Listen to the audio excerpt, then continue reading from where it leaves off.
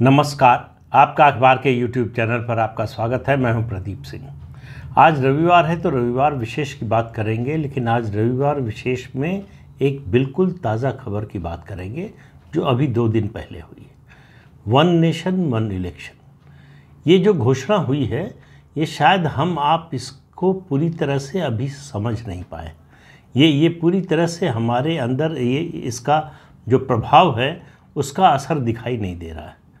ये पिछले 5 दशक का सबसे बड़ा चुनाव सुधार का कदम होगा। वन नेशन वन इलेक्शन ही नहीं होगा, एक मतदाता सूची होगी, एक मतदाता पहचान पत्र होगा, पूरे देश में एक साथ चुनाव होगा। किसका किसका होगा? लोकसभा का, विधानसभा का, स्थानीय निकाय का, पंचायत का। ये अपने आप में अभूतपूर्व कदम होगा। इससे पहले भी जब 1952, 1957, 62 और 67 में होता था तो लोकसभा और विधानसभा चुनाव साथ होते थे। स्थानीय निकाय के चुनाव, पंचायत चुनाव बाद में होते थे। पंचायतों का उस तरह से होता नहीं था, ग्राम प्रधान वगैरह का होता था। पंचायत व्यवस्था जो है उस समय लागू नहीं हुई थी, त्रिस्तरीय जो पंचायत सिस्टम है वो लागू नहीं हुआ था।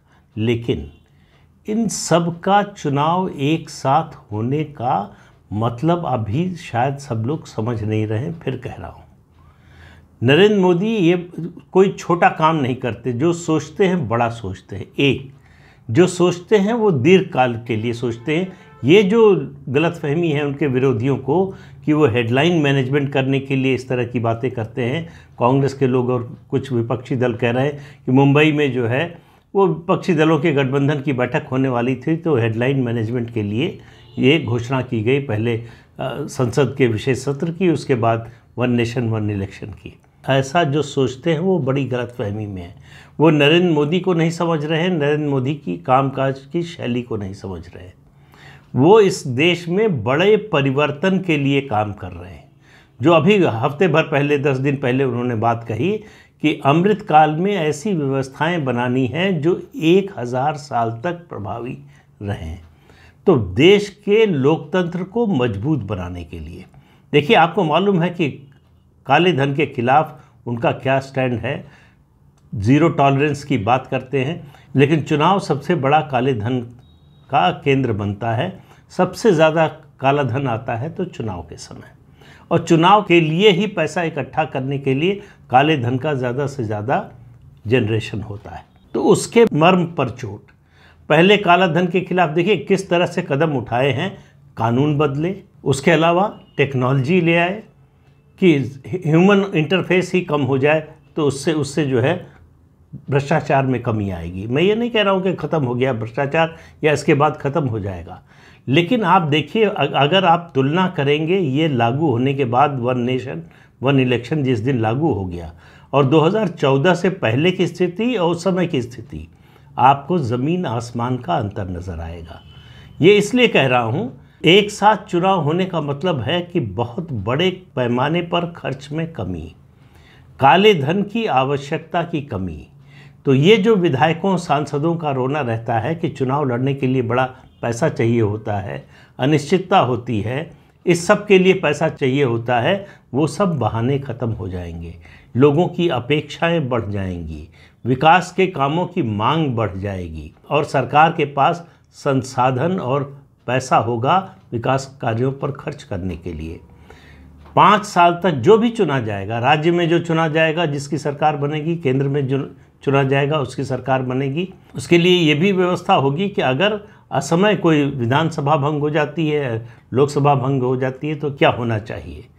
सरकार ने पूर्व राष्ट्रपति रामनाथ कोविंद की अध्यक्षता में जो कमेटी के गठन की घोषणा की थी, उसके सदस्यों की भी घोषणा हो गई। ये कुल 9 सदस्य होंगे इस कमेटी में। पूर्व राष्ट्रपति के अलावा केंद्रीय गृह मंत्री अमित शाह इसके सदस्य होंगे। लोकसभा में सबसे बड़े दल के नेता यानी कांग्रेस पार्टी के नेता अधीर रंजन चौधरी होंगे इसके सदस्य। उसके अलावा राज्यसभा के पूर्व विपक्ष के नेता गुलाम नबी आज़ाद इसके सदस्य होंगे। वरिष्ठ वकील हरीश साल्वे इसके सदस्य होंगे।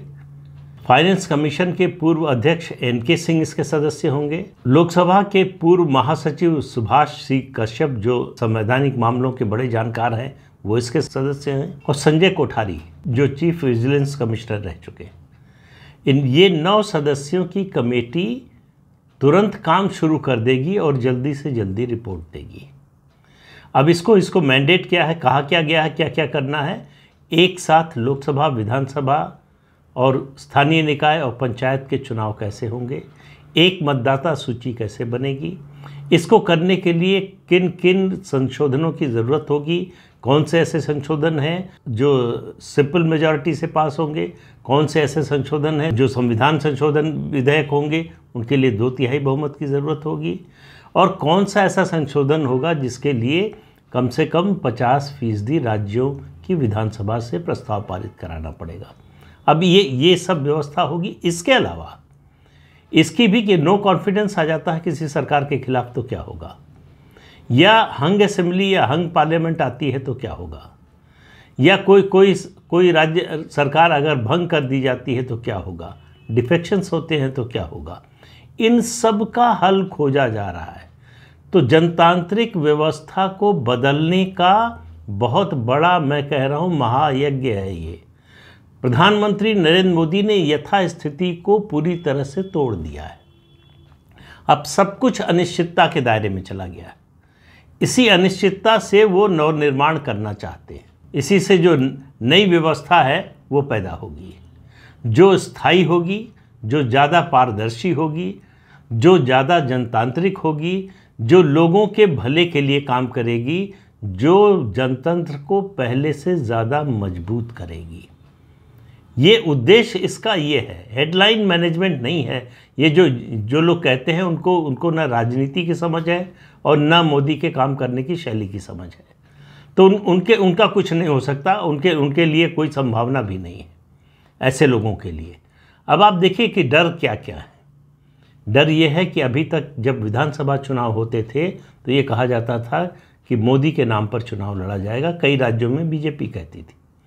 अब हर राज्य में ये सवाल होगा कि मोदी के खिलाफ कौन, क्योंकि लोकसभा का भी चुनाव होगा और विधानसभा का भी चुनाव होगा। अब देखिए, प्रधानमंत्री स्थानीय निकाय और पंचायत के चुनाव के लिए भी एक तरह से प्रचार करेंगे, मुख्यमंत्री भी इसके लिए प्रचार करेंगे। तो नीचे तक पूरे सिस्टम के लिए जो ये 4 टियर व्यवस्था है उसके लिए एक साथ चुनाव प्रचार होगा। सब पार्टियां अपना अपना मैनिफेस्टो लेकर, अपने कार्यक्रम लेकर, अपनी नीतियां लेकर और अपने नेता लेकर चुनाव मैदान में उतरेंगे। जो मजबूत होगा वो जीतेगा ऐसा नहीं है। जिसकी बात लोगों को समझ में आएगी, पसंद आएगी, वो जीतेगा। केवल संसाधन होने से कोई पार्टी चुनाव नहीं जीतती। अगर ऐसा होता तो सारे उद्योगपतियों की पार्टी होती और वही सरकारें चला रहे होते, वही सत्ता में होते। लेकिन ऐसा नहीं है। चुनाव लड़ने के लिए पैसे की ज़रूरत होती है, लेकिन पैसे से ही चुनाव जीता जा सकता है, ये गलतफहमी लोगों को नहीं होनी चाहिए। लोग ये देखते हैं कि कौन सा उम्मीदवार हमारे लिए बेहतर होगा। कई बार जजमेंट में गलती भी होती है, इससे कोई इनकार नहीं कर सकता। लेकिन जो ये काम होने जा रहा है उससे पूरे देश की राजनीति बदलने वाली है। ये जो एयर कंडीशन कमरों में बैठकर ट्वीट करके राजनीति करने वाले थे, उनके दिन जा रहे हैं। इस देश में नई तरह की राजनीति का सूत्रपात होने जा रहा है। तो ये नरेंद्र मोदी का ब्रह्मास्त्र है, और ब्रह्मास्त्र है इस देश की भलाई के लिए। ये ब्रह्मास्त्र है इस देश में जनतांत्रिक व्यवस्था को पहले से ज़्यादा मजबूत करने के लिए। और आप मानकर चलिए कि अगर भारतीय जनता पार्टी ने ठीक से काम किया, उसके विधायकों, सांसदों, उसके पार्षदों और उसके पंचायत सदस्यों ने, तो लंबे समय तक पार्टी सत्ता में रह सकती है। यही डर है जो विपक्ष को सता रहा है। उनको लग रहा है कि ये बीजेपी की सत्ता को स्थायित्व देने के लिए, उसकी परमानेंसी के लिए, उसको परमानेंट बनाने के लिए ये व्यवस्था की जा रही है। लेकिन इसमें सबके लिए अवसर है। अवसर उन सब लोगों के लिए है जो कम पैसे में चुनाव लड़ना चाहते हैं। अवसर उनके लिए है जो चुनाव की अनिश्चितता से मुक्ति चाहते हैं। अवसर उन लोगों के लिए है जो एक राजनीतिक स्थायित्व के वातावरण में काम करना चाहते हैं। किसी पार्टी की सरकार हो, वो ये बिल्कुल नहीं चाहती कि राजनीतिक अस्थिरता हो। कोई भी सरकार राज्य में हो, केंद्र में हो, अस्थिर सरकारें कभी कोई बड़ा फैसला नहीं कर सकती। अस्थिर सरकारें कभी विकास के क्रम को तेज नहीं कर सकती। अस्थिर सरकारें कभी बड़े फैसले नहीं ले सकती, यानी जिसमें पॉलिटिकल विल पावर की ज़रूरत हो।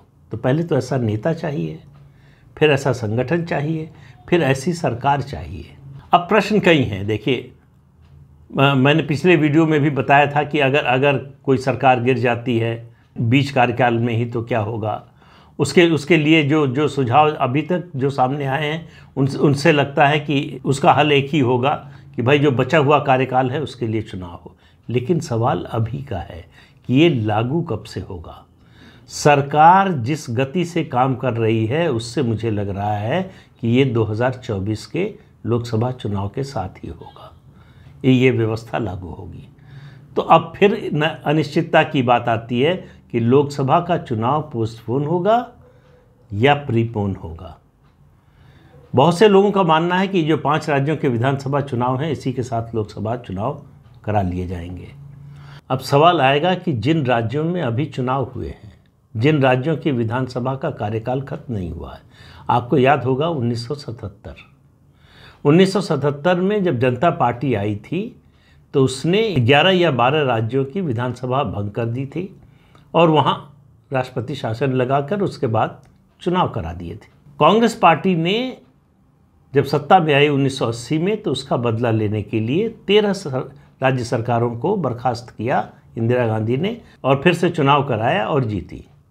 अब उस दोनों की तुलना की जाती है कि जनता पार्टी ने किया था इसलिए इंदिरा गांधी ने किया। दोनों में एक फ़र्क है। जनता पार्टी ने जो किया था उसकी वजह दूसरी थी। वजह ये थी कि इमरजेंसी के दौरान संविधान में संशोधन करके लोकसभा और विधानसभाओं का कार्यकाल 1 साल बढ़ा दिया गया था। तो जनता पार्टी ने जिन राज्य सरकारों को बर्खास्त किया उनके राज्य में चुनाव विधानसभा का 1972 में 1972 में हुआ था। 1977 में उनका निर्वाचित कार्यकाल पूरा हो गया था। वो जो एक्सटेंडेड कार्यकाल था जो इमरजेंसी में बढ़ाया गया था, जिसको जनता पार्टी की सरकार ने जिस संशोधन को रद्द कर दिया था उसकी वजह से अब उसमें मामला ये था कि वो लागू पिछली तारीख से हो या भविष्य के लिए लागू हो। तो ये जो दुविधा थी कानून की, उससे बचने के लिए विधानसभा को भंग किया गया। क्या इस समय जो अभी हाल में चुनाव हुआ है, जिन राज्यों की विधानसभा का कार्यकाल बाकी है उनको भंग किया जा सकता है? ये सवाल उठेगा। राष्ट्रपति के पास ये अधिकार है। संसद से उसको पास कराना होगा, संसद के दोनों सदनों से, अगर वो विधानसभाएं भंग की जाती हैं। भारतीय जनता पार्टी के पास लोकसभा में भी और राज्यसभा में भी जो सिंपल मेजॉरिटी है इसको पास कराने के लिए वो है।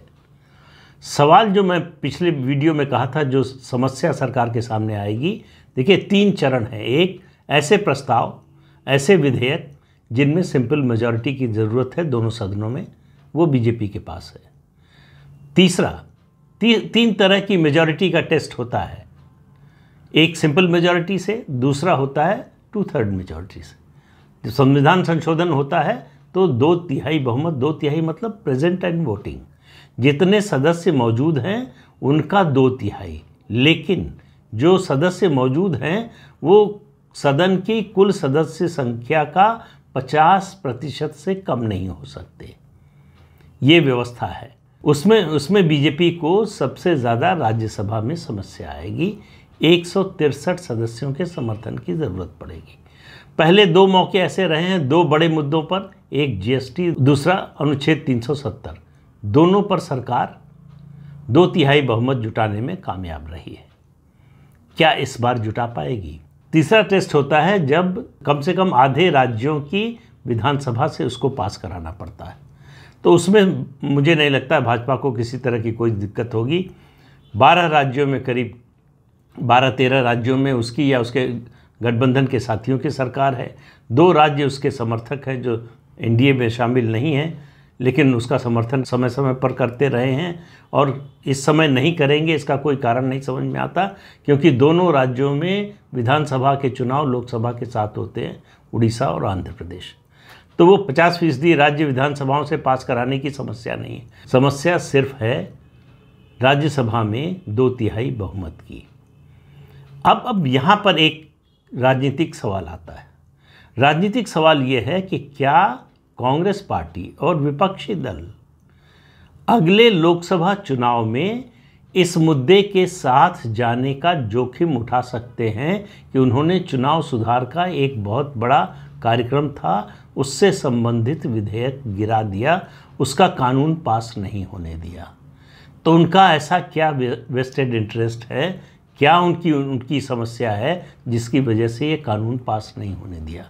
जो फेडरलिज्म की बात की जाती है, सवाल ये है कि फेडरलिज्म अगर उड़ीसा और आंध्र प्रदेश में खतरे में नहीं पड़ा, अरुणाचल प्रदेश में खतरे में नहीं पड़ा, तो बाकी राज्यों में क्यों पड़ेगा। और उसके अलावा 1952, 57, 62 और 67 में 4 लोकसभा चुनाव और विधानसभा चुनाव साथ हुए हैं। उस समय कोई फेडरलिज्म पर कोई खतरा नहीं था। तो इसलिए वो तर्क ज़्यादा जनता के बीच में चलेगा नहीं। जनता के लिए भी ये अच्छी बात है कि बार बार चुनाव प्रचार का एक तरह से टॉर्चर ही होता है लोगों के लिए। बार बार चुनाव होना, बार बार चुनाव प्रचार में शामिल होना। तो एक बार में चुनाव हो सभी का ऊपर से नीचे तक, ये जनता को पसंद आएगा। लेकिन आजकल स्थिति ये है कि जनता जो सोचती है उस तरह से विपक्ष नहीं सोच रहा है, उसके ठीक उल्टा सोचता है। विपक्ष अगर जनता की राय जानने की कोशिश करेगा, उसका मन टटोलने की कोशिश करेगा, तो उसको पता चलेगा कि 1 नेशन 1 इलेक्शन का मुद्दा ऐसा है जो जनता के दिल के करीब है। लोग पसंद करेंगे इस व्यवस्था को अगर ये लागू होती है।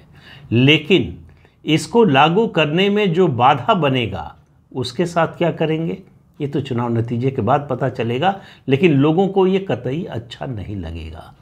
तो इसलिए यही मुझे लगता है कि भारतीय जनता पार्टी की उम्मीद की एक बड़ी किरण ये है कि जो भी पार्टियां हैं विपक्षी गठबंधन में शामिल, वो ये जोखिम लेने को तैयार नहीं होंगी शायद कि इतने बड़े चुनाव सुधार के कार्यक्रम के रास्ते में उन्होंने अड़ंगा डाला।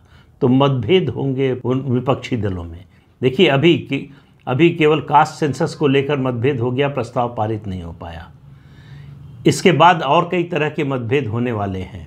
अखिलेश यादव ने एक बड़ी नायाब बात कही है। उन्होंने कहा कि ये व्यवस्था लागू करने से पहले एक प्रयोग कीजिए, उत्तर प्रदेश में विधानसभा और लोकसभा चुनाव साथ करा लीजिए। मतलब इस तरह की बात कोई नेता कैसे कर सकता है जो उत्तर प्रदेश जैसे राज्य का मुख्यमंत्री रहा हो। लेकिन भारतीय राजनीति में सब कुछ संभव है। आपने मुंबई में लालू प्रसाद यादव को बोलते हुए सुना होगा कि हमारे वैज्ञानिक जो है चंद्रमा पर गए थे, वहाँ घूम टहल कर आए हैं। अब उनको कौन बताए कि वैज्ञानिक चंद्रमा पर नहीं गए थे, चंद्रयान गया था चंद्रमा पर। लालू प्रसाद यादव समझते हैं कि अभी अमित शाह भारतीय जनता पार्टी के राष्ट्रीय अध्यक्ष है। तो वो जिस तरह की बातें विपक्षी नेताओं की ओर से आ रही हैं उसमें किसी तरह की गंभीरता नहीं दिखाई देती।